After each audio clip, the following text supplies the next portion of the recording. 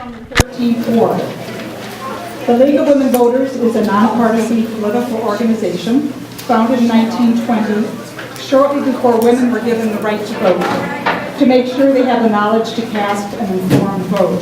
Today, the League's mission is to inform all voters and to encourage civic participation. Although the League endorses positions, it does not endorse political candidates or any political party.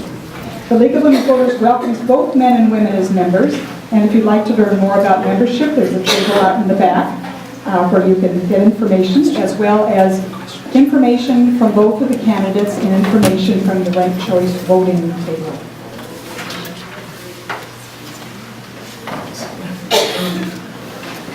It's important to know something about the candidates' positions before you have an opportunity to rank your top choices in the election on November 5th. There'll be no primary election in September to narrow the field. Thank you for attending this important candidates forum, and now a few ground rules. The campaign literature needs to stay outside the room, and the candidates have drawn numbers, and Matt Perry will be beginning with his opening statement. Okay, the conversation has to end now because we want to get rolling. Okay? There are 3 by 5 index cards available for questions, and we'll be collecting the cards, and I'll try and ask questions that represent the interest expressed by those who submitted those questions from the audience. Each candidate will have up to 2 minutes for opening statements and responses for each of the questions. Time limits will be strictly observed. Our timekeeper will hold up cards visible to the candidates, indicating how much time remains. So, I'd like to begin with the opening statement from Matt Perry. Welcome, everyone. Thanks for coming out. I know an hour on a night like tonight is a serious commitment for some people, so it's great to see so many people out here tonight. I want to thank the League of Women Voters, the Washburn Library, and the Southwest Journal for making this event possible.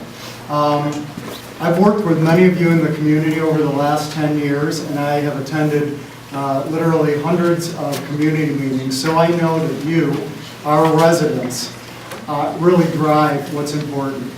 You identify those things that we have as challenges, but you also identify those things that are important to the community. I want to give you a little bit of a better sense about what the experience I bring to the table, how I approach problems, and how I will be working with you to come up with realistic solutions. The reason why I'm running for City Council is because I love Ward 13. From the southern end of from the southern end of Grass Lake, the northern part of Lake Calhoun, to 54th and Lindale, over to 50th and France, and all the parts in between. This is a fantastic place to live.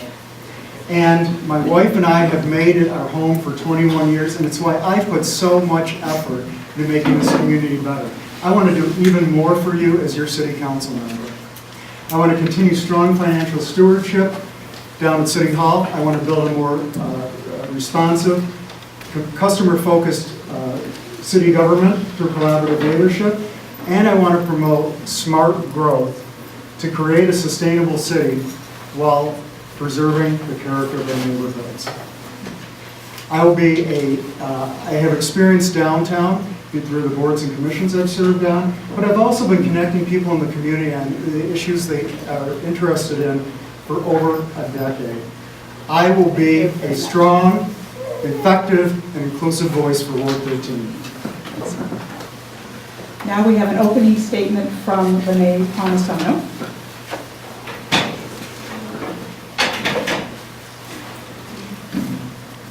Hello, as we're all getting settled. Thank you to the League of Women Voters and the Southwest Journal for putting on this forum tonight. Hello, my name is Lene Palmisano, and I'd like to be your next 13th Ward City Council representative. I've lived in this ward for 14 years, and I'm currently raising a family in the Linden Hills neighborhood of Southwest Minneapolis. My educational background includes a Bachelor of Science degree from the University of Notre Dame, an MBA from the Carlson School of Management, and postgraduate research and training in collaborative leadership from the University of St. Thomas. I came to Minnesota, I became a Minnesotan because of the private sector actually. I was transferred here through a position I had in IBM Global Services. Today, I work for United Healthcare, and I work between several different business segments toward our common goal of healthcare reform that will take place in 2014. I've been a volunteer in this community for over a decade. I was chair of the Linden Hills Neighborhood Council for 4 years. I started a program called Navigate, a program that really helps underserved immigrant students in our schools access higher education. That program today serves several hundred students across Minnesota. I started Southwest Pedal Power, a group that pretty much brings residents and public works and city hall together to see about bike routes when it makes sense during times of road construction. And I'm also on the Farmers Market Board. The second year of our Farmers Market is a neat way to bring local growers in and fortify them with all the people of our city. I'm running because I believe in public service. I believe I have skills that can make this community an even better place. I share a vision with the members of the 13th Ward of a city and of a ward that is safe, green, and well-managed. And that city works for everyone. Thank you for being here tonight. I look forward to sharing more details with you as we go through some questions. Thank you. We'll bring the first question with Matt Perry, and then Renee will have an opportunity to be the first responder for question number 2. So we'll try and go back and give people their chance to have a first crack at questions. Okay, the first question tonight. What will you do to increase density in Minneapolis and in Ward 13, which would be critical to grow our tax base? Thanks. Density is a very important issue, and I am very happy to say that I see increasing density downtown is probably the place that we can see the most opportunity. What I would propose, for example, is if folks can think about between the Viking Stadium and the Target Center, there's all these surface parking lots. What I would like to do is change the way those parking lots are taxed so that it's not an incentive to keep a parking lot, a surface parking lot there, but instead build a higher residential and mixed-use development. In Ward 13, we have a little bit of a challenge because we have a built environment. But I'd like to just have you think about this. There are good ways to have higher density, and higher density doesn't mean higher buildings, but have higher density along our transit corridors. For example, a great example of this is 50th and Beard and Shellen, where we have the senior housing. There's a great example of higher density housing, allows people to age in place, gives people who don't necessarily want to shovel their walk or cut their lawn anymore a place to go. And it's on a transit line. And it fits in with the character of the neighborhood. So that's the kind of density I'd like to see more of. I think there's another great opportunity south of 56th Street on Lindale Avenue. There's a small area plan that was developed that shows higher density along there. So I think even though the built environment does in Ward 13 create some challenges, I think there are also opportunities to have higher density housing in Ward 13.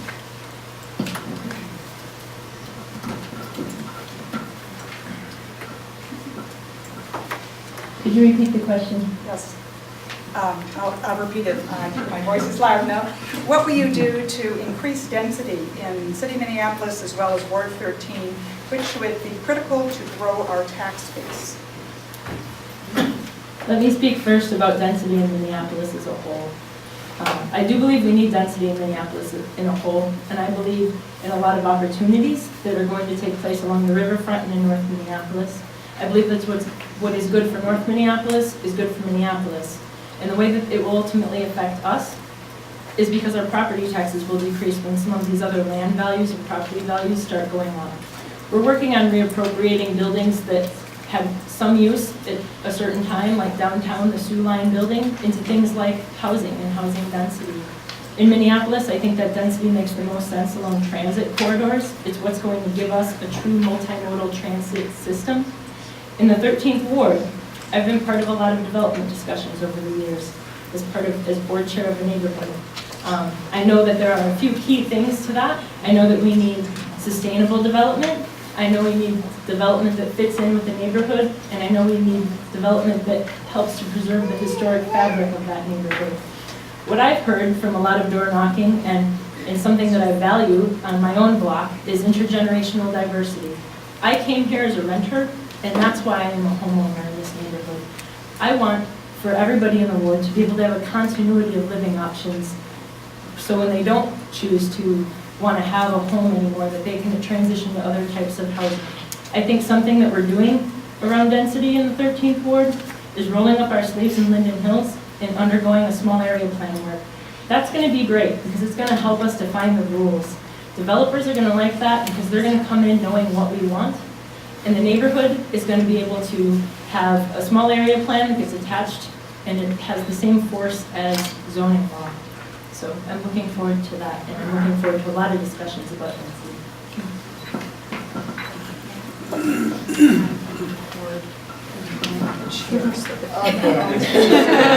So we don't strangle.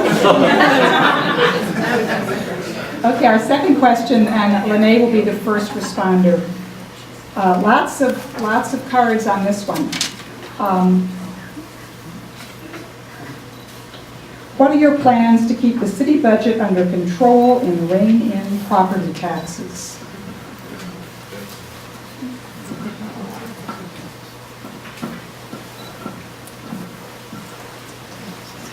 My priorities for property taxes for Ward 13 is to keep them stable, meaning no increase, or if needed, a small increase. But what's most important, I think, is for them to be predictable.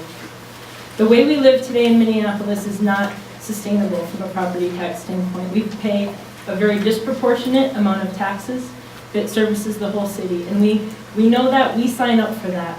We know that we could live a few miles in a couple different directions and pay less than half of that in property taxes. But we choose to stay here because we sign up for a vibrant city, and we do believe in a strong urban core. I think that there are opportunities from the property tax aspect to improve and to attract businesses in Minneapolis. It surprises me, a number I haven't confirmed, but there are 27,000 less jobs than there were 10 years ago in Minneapolis. I think we need to work on economic programs that help to bring businesses into our urban core and help have those businesses here in Minneapolis. Also, from a housing standpoint, we need to help areas of development along the river corridor and along North Minneapolis.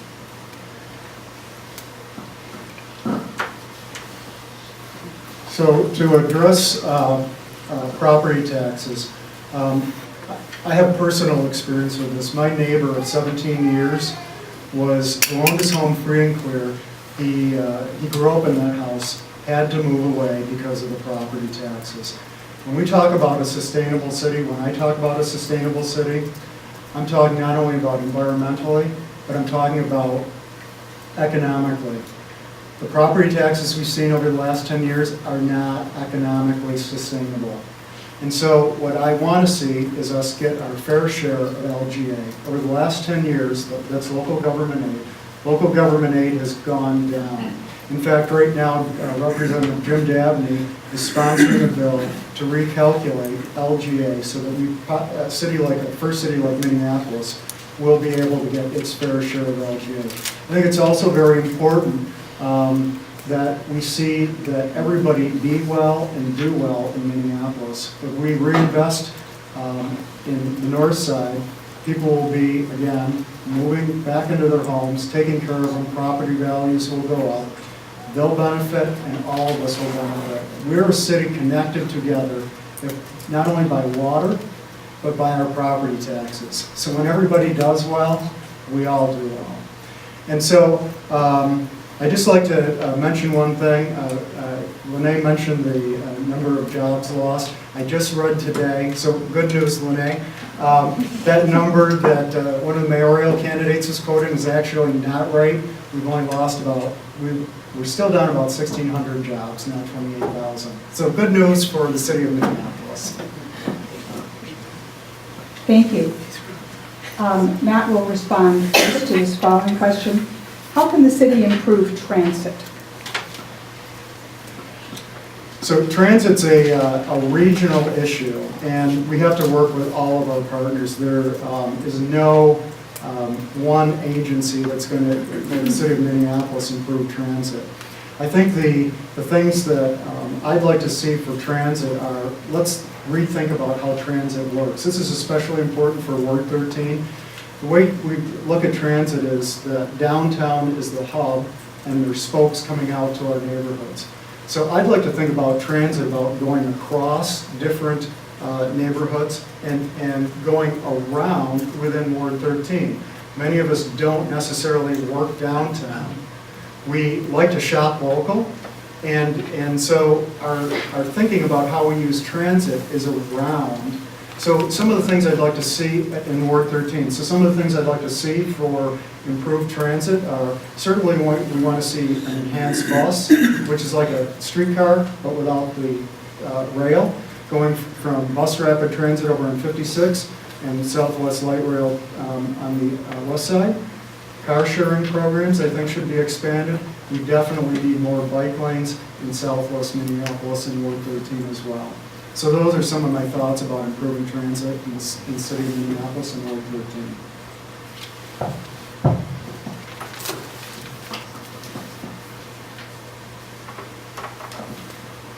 I know a lot about transit. I recently started a group called Southwest Pedal Power that works from many different stakeholder groups: the neighborhood organization, the businesses, residents, public works, city finance, and our city council person's office on bike routes when they make sense during local road construction. I sign up for the idea of the Complete Streets program.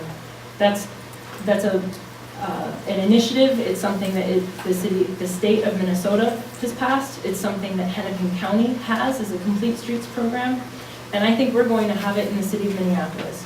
What that means is context-sensitive design.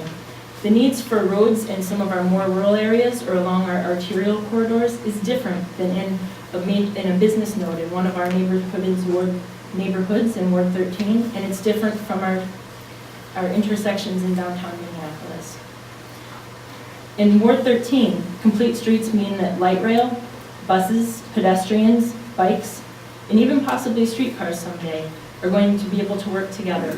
I know from studies that prove it, and our bike study proved it too, that when roads are marked for everybody, that they work better and that they're safer. They're more predictable, and the people on them behave more predictably.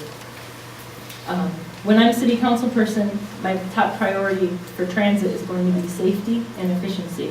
I think there's things we can do by bike.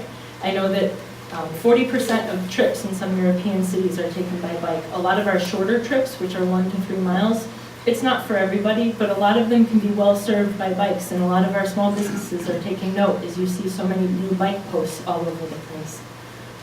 So I'm interested in the city council, as a city council person, to work on multimodal transit in ways that are effective, cost-effective, and good for the environment. Thank you.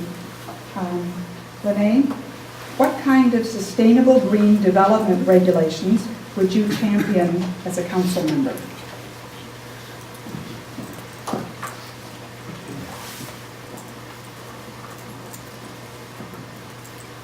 For those of you that know me at work, I'm fortunate to work in a LEED Platinum Design building, and that's pretty cool. Not only is it a very healthy place to work with a lot of windows, but I know even though we just underwent that construction, that it doesn't have as much environmental impact to the area around it. I support LEED design initiatives, and I support sustainable development, particularly in retrofitting old buildings for new resources. Something that is our biggest source of greenhouse gas emissions in the city, around the city, are commercial buildings. And I'm interested in having those energy audits. Actually, that was recently passed. What I'm interested in doing as city council person is to create programs around those energy audits and to help those large buildings that have 50,000 square feet or more space, help reduce that. We have a target in the city to reduce our greenhouse gases significantly in the next 12 years. Smart development to me means development of green businesses. I recently presented with the Vice President of the Minnesota Chamber of Commerce, and he was telling about the top emerging industries for the metropolitan area. Some of those green industries are IT and cloud computing, and some of those green industries are creative service firms. Bringing those kinds of businesses in to grow our city are going to have an impact on the kinds of needs we have for new buildings in Minneapolis.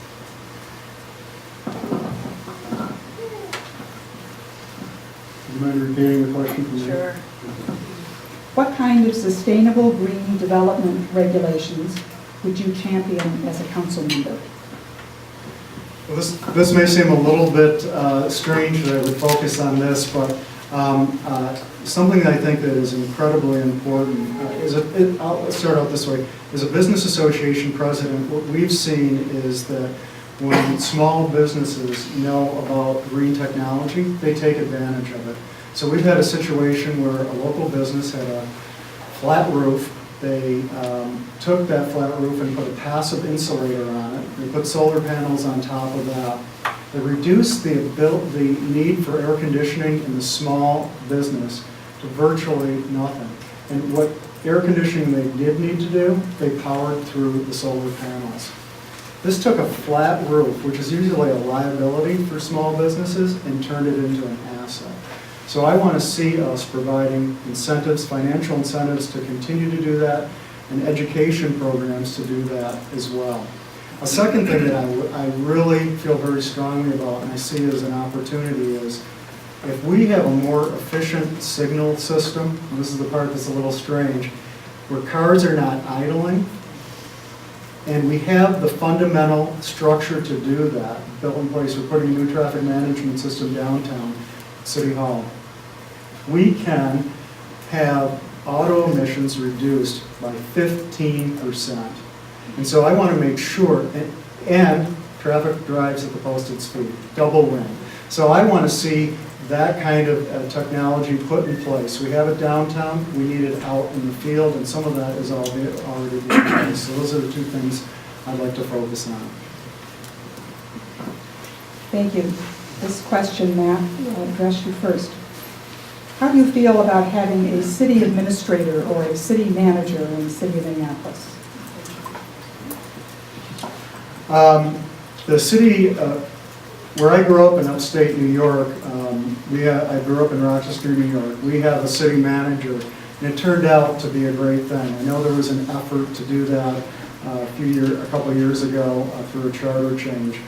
I think that given the structure of our government and the kinds of needs that we have going forward, we need to make decisions that are not more centralized, but where there's more coordination. And I think a city manager could do that. I've noticed as someone who has interacted with the city for many years, I serve on a number of boards and commissions, and I interact with the city as a president of the Business Association, that we have this ward protocol.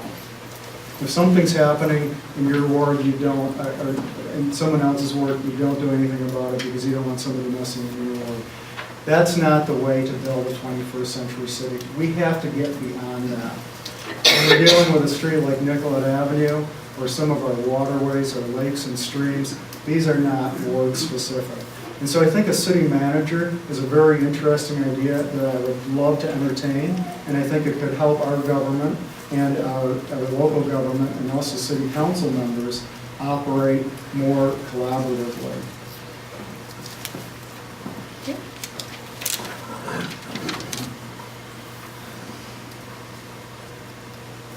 I know we've had very few changes to the city charter over the years, but I like the setup of our weak mayoral system, and I like the idea of having a city manager. I think that our weak mayoral system allows for a lot of more localized decision making. I like that our city finance structure and the decisions made about it don't all report up to one common person. But a city manager would help us to do, well, what Matt said, it would help us implement things that go across many different wards. And it would help, I would hope, bring people collaboratively to the table on things that make the most sense financially.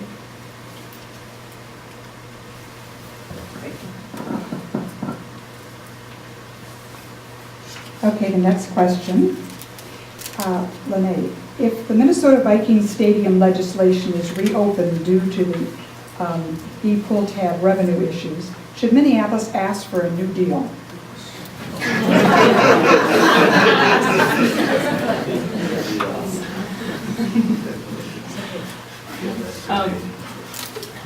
Yes. Although I know that's not the answer for everybody in this room. I thought Councilmember Hodges had some very thoughtful thoughts around why she didn't support the stadium. I like that even though we are moving toward implementation of the stadium, that she's part of those discussions. But I know the reality too. So the next best deal is that if there are renewed talks about state financing and city financing, what I hope will happen is that a state facility like the Viking Stadium, where people come from all over the state and from multiple states, is paid at the state level, not at the city level. I absolutely would not be supportive of seeing that, us being paid for that at the city level again. But I want to finish up. If that doesn't happen, I will tell you that, like Commissioner Gail Dorfman and Councilmember Betsy Hodges, I'll make the best effort to get the best public benefit out of the deal that we have, and that means putting some good development, residential and commercial development around the Viking Stadium, and make sure that we have an opportunity to increase our tax base. Thank you. Matt, you can take this first one. Well, what do you think of the new proposed flight plan issues, sound issues? What did you say again? I shouldn't be flippant about that. My wife and I live under a rival flight, and so when my mom first started coming out to visit us, we'd sit out on the patio and we'd have to stop talking for a minute while the planes went over. And Sunday night is horrendous. I think all of us bought our homes or moved into our rental units knowing what the noise is that we were going to be dealing with. I think any change that happens is really striking. It's sort of the contract that we had when we did that research.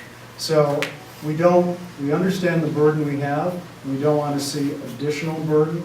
And what I have called for is that there be a full environmental impact study done on any changes, the consolidation of planes taking off,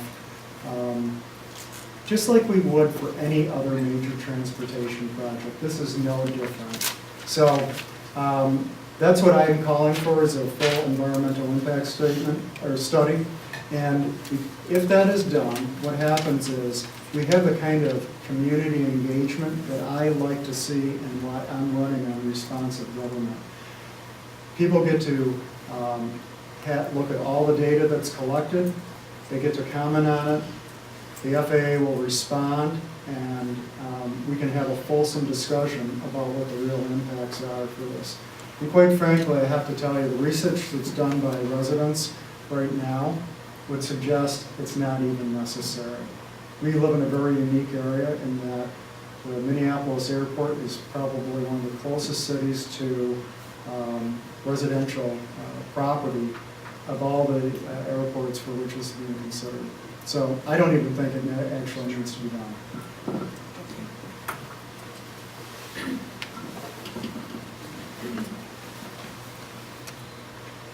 I have to say I was glad to see community organizing happen and for them to delay the decisions on the RNAV agreement. I've been attending the Fair Skies Coalition meetings on this topic, and there are people with grave concerns about it. This will take what is a larger flight path noise that gets dispersed over a larger group of people and concentrate it in very specific ways. I too support and will advocate for the environmental impact study to be done. There's people in this room that were a big part of the environmental impact study on the light rail. and part of all of those vetting discussions. I thought those were good discussions. I think that the RNAV path in our area deserves at least that. And as city council person, I think it's about good collaboration with the MAC, with Met Council, and with the state to make sure that happens. Ultimately, I would hope that our flights going into Minneapolis Airport could be rerouted to other nearby airports like Duluth, St. Cloud, and Rochester. Thank you. This question will be directed to Renee. Dr. Paul Farmer spoke this month at the Nobel Peace Prize Forum and highlighted the issue of inequality as a key problem in our world. What would you do on the city council to address the issue of income inequality in our city, especially poverty and the lack of access for people who are poor?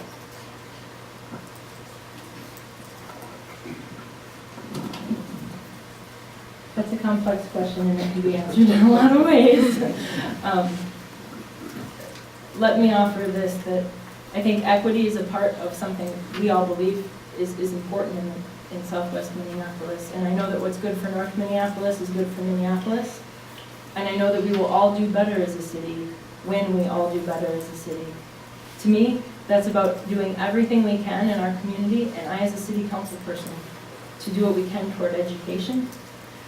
I know, and my campaign team sometimes needs to remind me that I'm not running for the school board, but I'm raising a young family in Southwest Minneapolis, and there is learning that takes place in the schools, and I believe everything and everybody around that place of learning should be supportive of the learning going on in that school.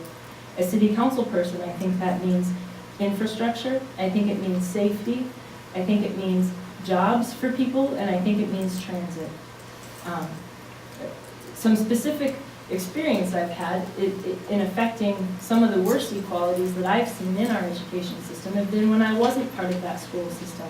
I started a group called Navigate, and it was a group started not with teachers, but with students directly, and it was a program that resided and still resides outside the school environment. I think there are so many opportunities. Step Up is one of those programs that have served several thousand students at the city level. And I think that some of the best things we can do to provide for poverty and to affect poverty deeply is to work on all the things around an educational system. I think that's about, I think it's about making sure that kids have a safe way to go to school. I think it's about having citizens that are able to have jobs, and I assume that that also would mean that we could have less students without a permanent address in our system.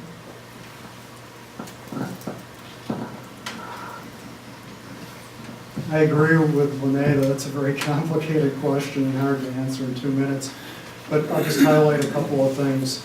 I think one of the things is definitely looking at improving education and closing the achievement gap.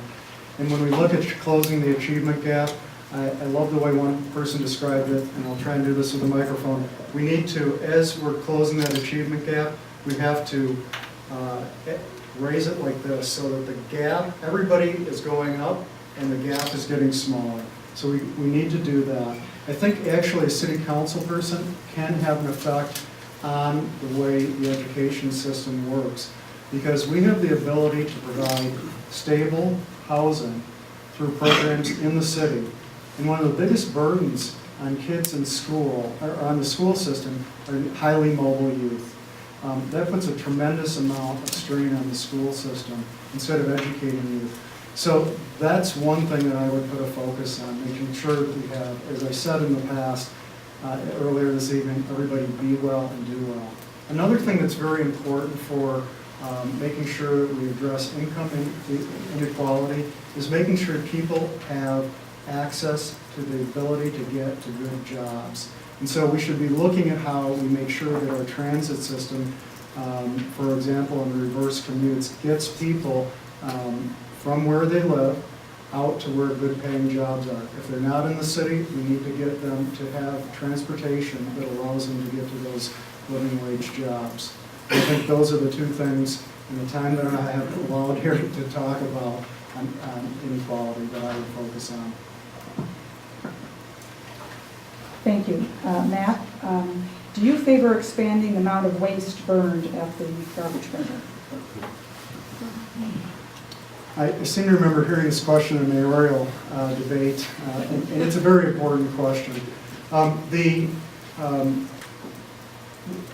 Garbage goes into two places. It either goes into a landfill, which tends to leak, or a burner, which produces some emissions that may or may not be safe. I grew up in Rochester, New York, and when I was just about leaving, as I said, my wife and I have been here 21 years, but as I was just leaving, a report was coming out that Eastman Kodak had belched out toxic stuff into the air, into communities, and had floated around for decades, and we didn't know about it. I understand that the Herc burner generates 30 megawatts of power that otherwise would have to be power that otherwise would come from non-renewable sources. But I am not in favor of expanding the burner's capacity for two reasons. One, the last time there was an environmental impact study on the burner was 1987. So I think an environmental review needs to be done before we do anything more with the burner. And two, by increasing the capacity of the burner, what we're doing is really reinforcing people adding to the waste stream. Minneapolis is doing a great job of reducing its waste stream through recycling and reuse. And we want to put some pressure, I hate to say it, on some of our neighbors and other parts of the county to do the same and to do as well as we're doing. And expanding the burner would take away their incentive to do that.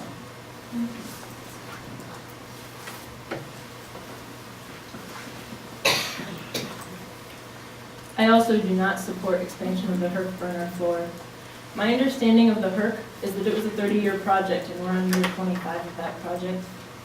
Mapping of the plume and the areas that the plume floats does show higher asthma in places that are under the plume. That concerns me. It concerns me a lot. It concerns me especially because this area, or the area around it, has not only the Twin Stadium that my fellow constituent here goes to on a regular basis, but it also has a new life, a new population increasing under it, new density. It worries me. The Minnesota Pollution Control Authority has not been able to give us good data about this. As a city council member, my interest is on going toward our goal of zero waste. We do garbage great around here. I was the neighborhood chair when we as a neighborhood implemented the first curbside composting program, and I'm a compost captain. That sounds a little bit dorky.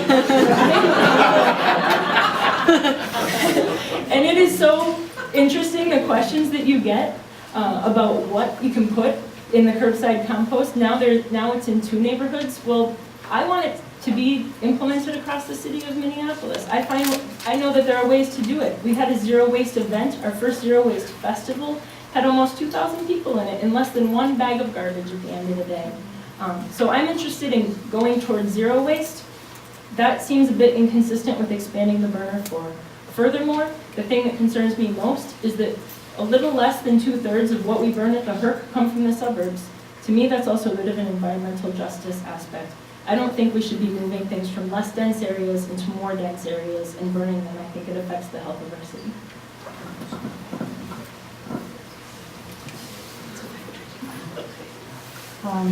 This question is directed to Lene.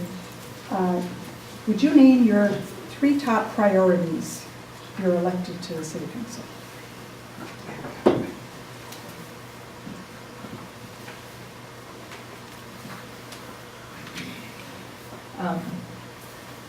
I think the 3 top priorities as a city council person, I think our top priority for everybody is safety. Safety from police and fire, safety from response time. Adequate staffing is pretty critical to that.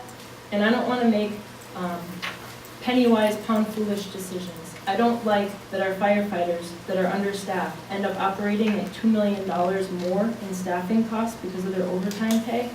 But furthermore, I don't like it that the health and well-being of our firefighters are compromised. The average age of our firefighters is 10 years older than it used to be, than the average age of firefighters. there are more on-the-job work-related injuries and time off because of it. That affects their well-being, but it also affects our well-being. A major component of safety is for us to call when somebody's in cardiac arrest and that their response time is as good as it can be. It's a minute and a half later than it used to be. From a police aspect, I think we're about 50 officers down. We have some new cadet classes, and we have some old police officers retiring, and that will help improve the financial equation for that. Safety is a top concern. Also, equity is a big concern of mine. I think we need to do things to help improve the whole of Minneapolis, and that ultimately that's what's going to offset our tax burden the most. I think we want to do what's good for other parts of Minneapolis because that's what it makes a vital city that we all want to live in, and one that is healthy and safe. My third top priority is that of economic infrastructure, jobs, green jobs, things that we can do to bring jobs to the city. I think if we make places all over the city where people want to live, we're going to attract businesses where people want to be, and that's ultimately going to improve the health of our city.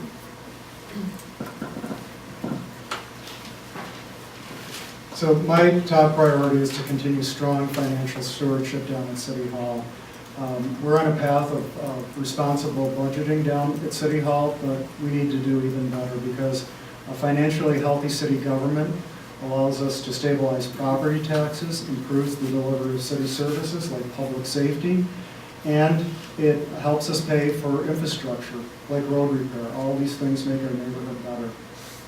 Our taxpayers here in Ward 13 expect to be heard, and they like good customer service, and those aren't unreasonable expectations. So my second priority is to make city government be more responsive through collaborative leadership. For us in Ward 13, we have school board, park board, and city government, and a bunch of other things too. But we really are looking at city government to be sort of have good customer service, so it's a one-stop shop. Lastly, a priority would be smart growth to create a sustainable city while preserving the character of our neighborhoods. The city needs to grow, and it is growing, and that's a good thing. But while that growth occurs, we need to make sure that one of our most valuable assets, aside from our wonderful park system, which is our neighborhoods, are not destroyed. We need to preserve the character of our neighborhoods. So those are my three top priorities, and those are them. Thank you. Okay, this question goes to Matt first. How do you balance being a representative of the 13th Ward effectively with making citywide decisions? I think that I touched on this a little bit before. I think it's very important to make sure that Ward 13 gets the services that it is paying for. But we also know that in order for Ward 13 to do well, and for us to have that stable property tax rate, we need to have the rest of the city do well.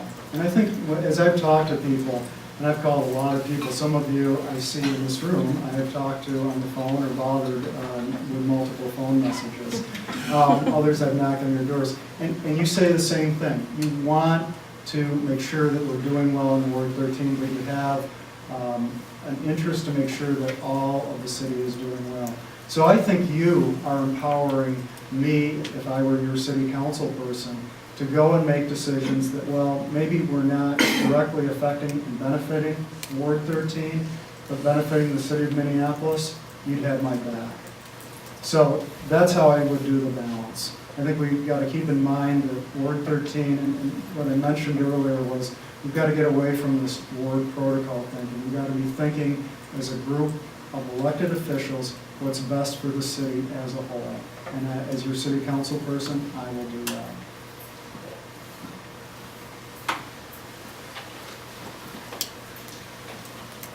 Just to confirm, you're talking about balancing the responsibilities of the ward with citywide decisions. I think excellent constituent services is a big part of this job. I pledge to deliver to return all phone calls within 24 to 48 hours. I pledge to have a fully double-staffed office. And I know that a lot of regular things that need to be done need to be attended to. If there's something that I say I've heard in the last few months over phone calling, and I experience, well, not quite this week, but snow plowing around here is terrible. And we're an extensively built-in area, and I know that that's tough. But part of delivering excellent constituent services is sometimes showing up yourself and saying, if we don't get this plowed right, we're going to send out the trucks and do it again. You can count on me to be that advocate for constituent services. Further, I don't think that there's a stigma, I think, of some people at City Hall that have a bit of a fishbowl mentality, or that's how residents think of City Hall. I don't plan to be in that fishbowl. I plan to be out in the ward, meeting residents, speaking with small businesses, seeing what problems you are talking about. I think the citywide decisions are things that we've been talking about here through the last few questions. I know that my MBA and my professional experience in looking at efficiencies and creating good experience management is going to help give me the financial skills and the financial background to make good decisions for the city. It also, something that bolsters me and makes me want to represent the 13th ward is that we value all of those needs of the city. And so I plan to be interested, concerned, and involved in matters of North Minneapolis, Central Minneapolis, South Minneapolis. I plan to be there for them. Thank you. This is Renee. Do you support the urban farming ordinance?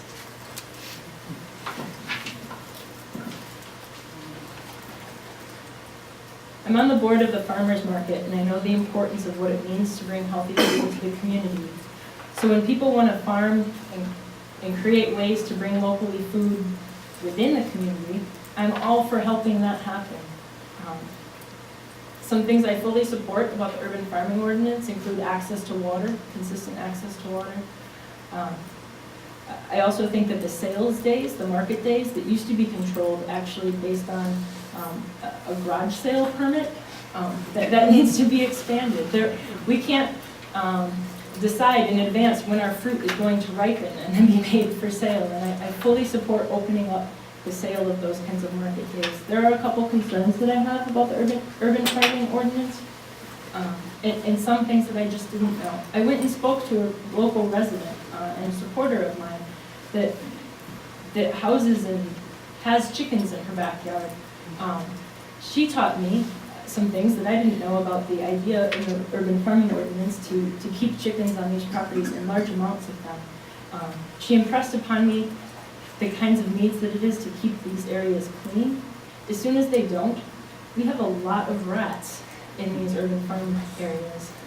But if they are kept clean, and if they are not packed where we're not really, we're creating a stressed setting, in a setting that may as well be 100 miles away, then maybe we can do that in ways. I'm not sure about the chicken part of that ordinance. Another thing that frankly concerns me is the part of the ordinance that has trucks on the road. I see holes in there that could be exploited for other people's use. I'm all for supporting urban farmers. I just see some things in that ordinance that might need to be tightened up and to make sure that we're doing it in a humane way that's giving us healthy food. Soil pollutants are another big issue of mine.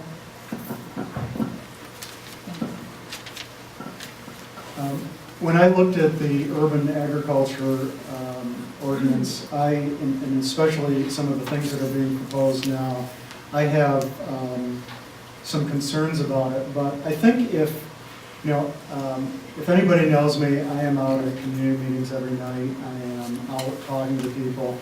I personally promoted all three Southwest farmers markets. If you follow me on Twitter, you've probably seen lots of pictures of vegetables over the last summer. It's a passion of mine. I want to see people have healthy food within a quarter of a mile of where they live. Just like we have green space, I want to see a way to have healthy food every quarter of a mile. And if urban agriculture can lead to doing that, I'm all for it.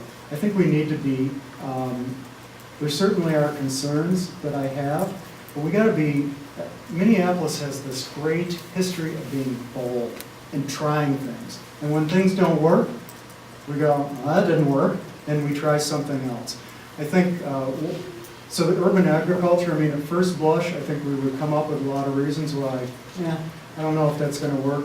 But I think for a 21st century city, and what my campaign is about, is talking about what we want, not what we don't want. I think that's the sort of the modern way to think. And so, with urban agriculture, I will be, I'm inviting the conversation. I want to look at the facts. I want to bring city staff in and stakeholders to look at what is possible and make sure we do it in a way that's safe and respectful.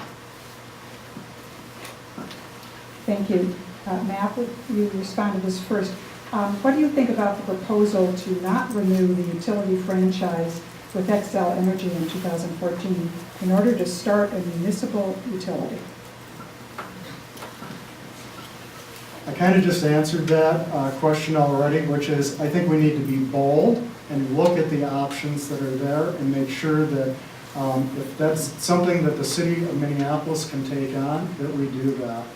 I will say that with that in mind, we have to proceed with caution because not saying no and also talking about what we want. But I think we've got to make sure that we have reliable power. I mean, that's an essential thing that we have to have in our city.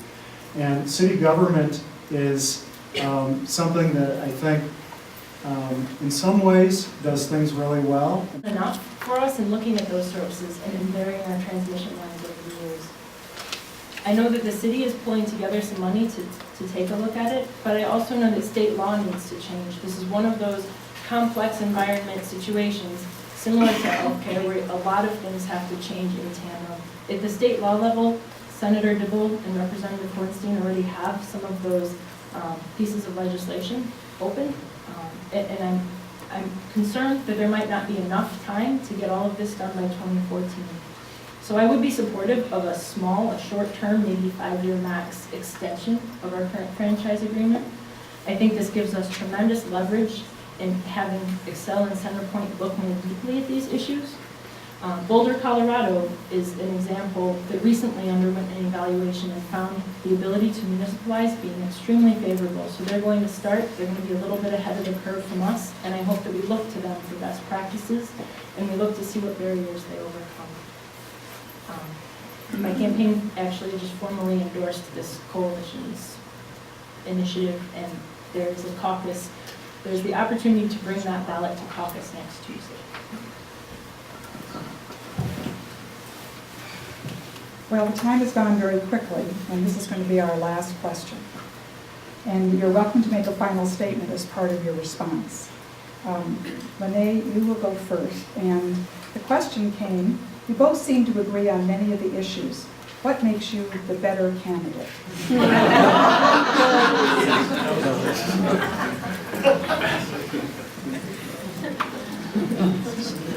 Sorry to do that. I think my education, my professional career, and my volunteer experience best prepared me for this position. I think with my MBA and my professional experience bringing lots of large business organizations and segments together, I'm going to be able to hit the ground running at City Hall, looking at ways we can innovate, become more efficient, and also opportunities that we have to look at different kinds of funds and the way that that money can be best used. I think that professionally, I've done a lot of influence without authority in my life. I came here because I was working for IBM Disaster Recovery. That position is one with no resources, where you're really commanding resources for other divisions, for your clients. And during September 11th, we were simultaneously recovering 46 different businesses at once. That took tremendous logistics management, that took tremendous coordination of skills. And I'm proud to say that that was a successful recovery effort. But I want to work closer with the people of this ward. And I think my volunteer experience has shown that I have the ability to bring lots of people together through difficult discussions and toward decisions that make good sense. I think that quality-wise, people know me as a good listener. I'd have been a really crummy high school cross-country coach if I wasn't a good listener. I know that people find me to be extremely collaborative, and I know that people find me to be pretty transparent. You can count on me to say what I mean, and also to come and approach me, because I'm very open to changing my mind when things make sense. I think these things define and differentiate me as a candidate, and I look for your support because I want to represent constituents of the 13th Ward that currently live in affordable housing equally with constituents of the 13th Ward that live in million-dollar homes. I need your support for that, and I ask you to come out to caucus next Tuesday and be a delegate and go to the endorsing convention on my behalf. Thank you for your time and for coming tonight.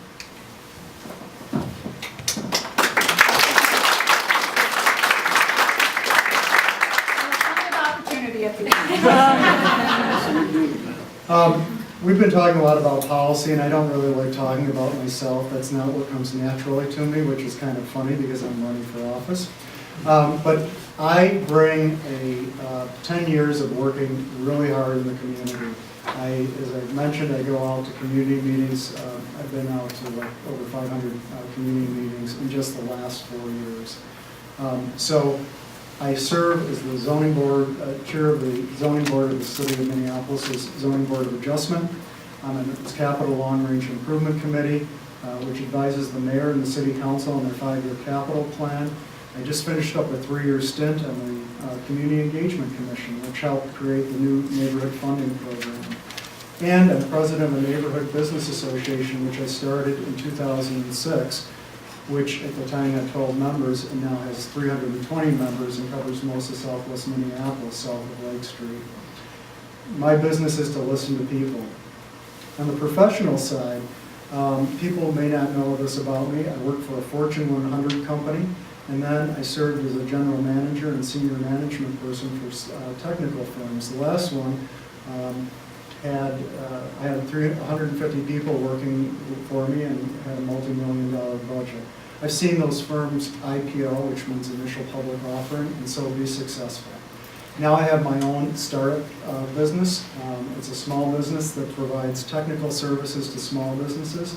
So I'll bring this combination, I think, that is unique, of listening to people individually in the community and a wealth of results-based business knowledge to city council. And I think we need that unique combination to have an effective city council person. And I, like Lene, would like to have you come out and support me on caucus night and join me on May 11th and help you help me be your next voice for Ward 13. Now